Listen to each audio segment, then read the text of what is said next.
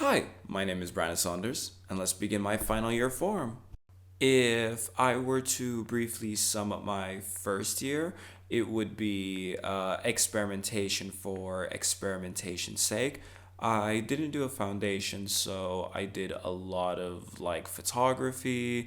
I even created instruments, which I forgot to properly document. But the final project I made was essentially this tree slash branch that if you tap it, it would kind of like make a sound. And as fun as it was, I don't look back on that too fondly. In my second year, I'd say my work took a very dramatic shift. I was really interested in playing with what it meant for art to be digital. And I would say I took influence from a lot of I consider like traditional mediums like painting, film, and fashion, and kind of finding a middle ground where I blur the lines between those respected fields. Take for example this series I created from like taking random videos and just destroying them through this process that I want to call hexagonal glitch. Haven't seen a proper name ascribed to it, where I would break videos and images down to like their hexagonal data and then stitch it together to create these very pixelated impressionist pieces.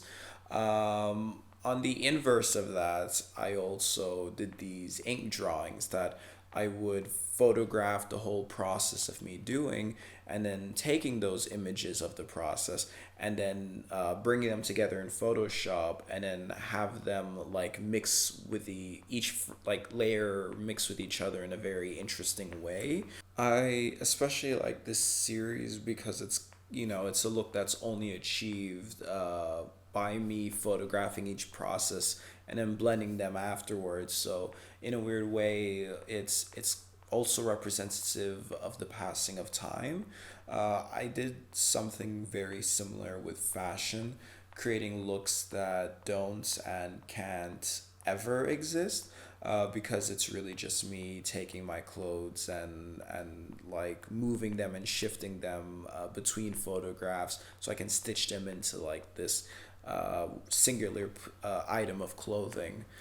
I'd say my favorite project of like the first half of second year is definitely these masks I created from 3D printing and then like doing some kind of like plastic mold on top, giving this really nice distorted look.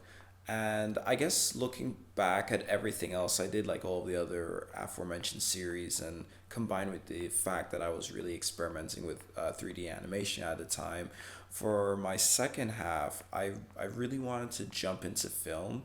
With the amounts of things I like doing, I just thought film was the best way of like bringing it all together.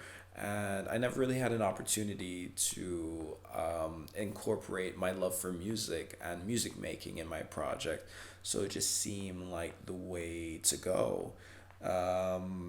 Preparation for the like filming process was quite nice. I started to design costumes. I was talking to dancers and vocalists to help with the music. But of course, the pandemic came and that kind of uprooted everything. As I mentioned, I was unable to go through my plan of, well, creating like a film. But I had all of this music in its like draft phase. And the pandemic kind of like drastically changed it.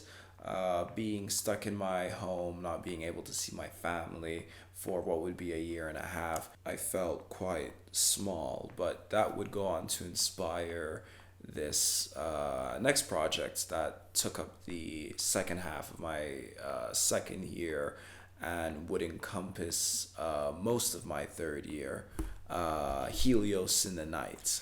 Helios in a Night is essentially this idea that after millions of years, the sun has exploded or disappeared, And Helios, who is the Greek god or Greek personification of the sun, has lost his purpose and has to situate himself in an existence that makes no sense to him, but somehow bears some similarity to the life he once knew.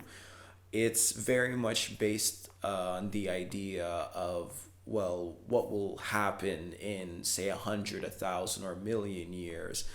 This idea that everything we know will become a blur and a shadow of itself, turning into something completely new, and in some ways, something maybe even beautiful.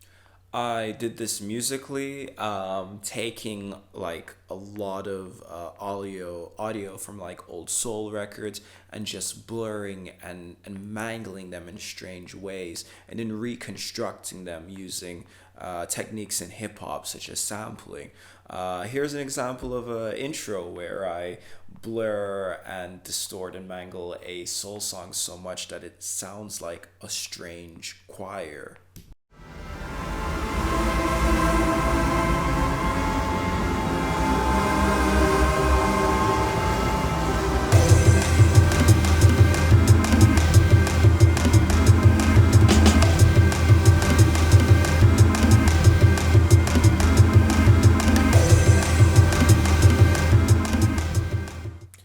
Or the title track, Helios in the Night, where the vocal is actually taken from a session I did with another singer all the way back in first year.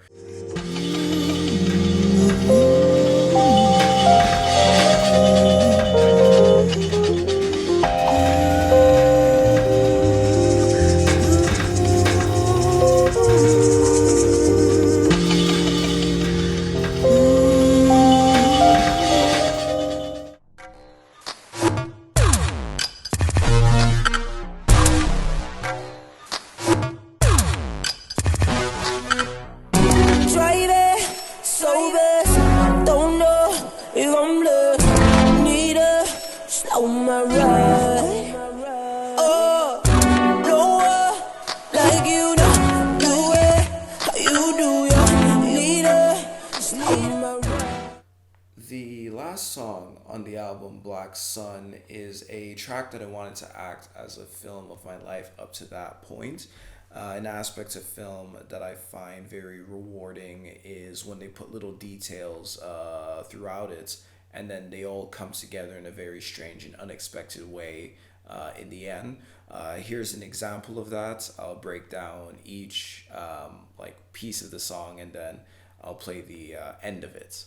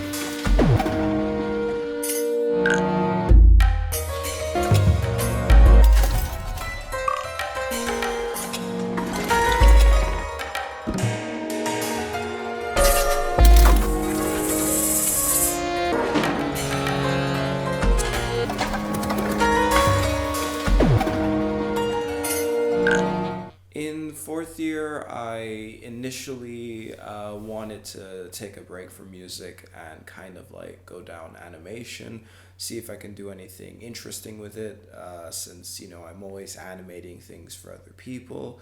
But after a tutorial, I guess it just didn't make sense separating these two anymore. It's pretty evident that music making is a huge part of my art practice, and I eat, breathe, and sleep music, so it's just very easy for me to continuously motivate myself when I'm working on something I love so much. At the moment, I am looking at what music could sound like during the climate crisis. basically creating music that are like, hypotheticals, like what would music sound like if when these people are displaced and have to flee to possibly this country. Maybe music will be used as a survival tactic. Maybe in the far future, music would have a heavier emphasis on gestures. Essentially, yeah, creating hypothetical music, studying the makams, synonymous with Turkish music, and the Hindustani and Carnatic Indian classical stylings. Thank you very much for listening, and I hope you enjoyed my presentation.